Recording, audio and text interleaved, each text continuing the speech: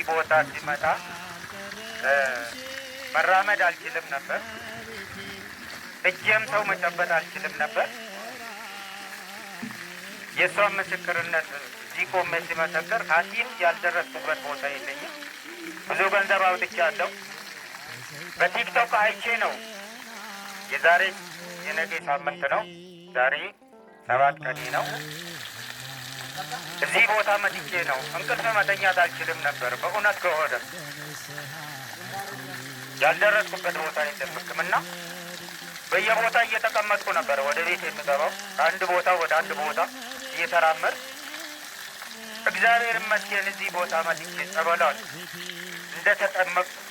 ተጠምቄ ወደ ቤቴ ከገባው በኋላ እንቅልፍ ቤቴ ገብቼ የተኛው። ይሄ ክብሯ ምስጋናዋ ለእናንተም እንድደርስ እናንተም አመስግኑልኝ።